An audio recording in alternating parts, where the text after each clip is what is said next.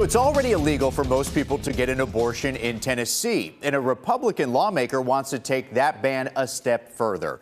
Thank you for watching News 2 F4. I'm Mark Kelly. He wants to make what he calls abortion trafficking a crime. News 2's Nikki McGee has more on who could be charged and how this lawmaker proposes to enforce it. There is no term too harsh to use when it comes to the taking of a vulnerable life. He calls it abortion trafficking. Someone besides a parent taking an unemancipated minor across state lines to get an abortion. And it's something Representative Jason Zachary wants to put a stop to by making it a crime. I feel like my job, one of the top priorities, is to protect life from beginning to end. And so we passed the strongest pro-life bill in the country. And again, there are those who are looking to circumvent that, and we're not going to allow that to happen.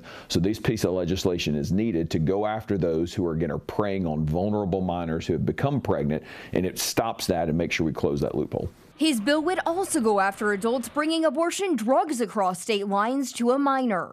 Zachary says his motivation for the bill comes from a situation he personally encountered in East Tennessee. There was a minor who was 14 years old who was pregnant, and steps were being taken to facilitate an abortion for that minor without the parent's knowledge, and that's completely unacceptable.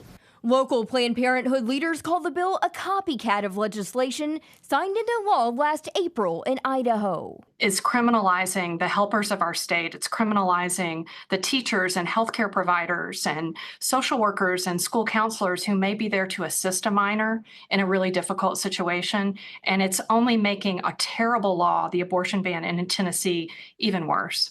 Planned Parenthood recently opened an Illinois clinic specifically to provide out-of-state abortions and says it would be illegal to share medical information, including where their patients live. Zachary says he would rely on reports of these incidents, not necessarily medical records. Nikki McGee, News 2.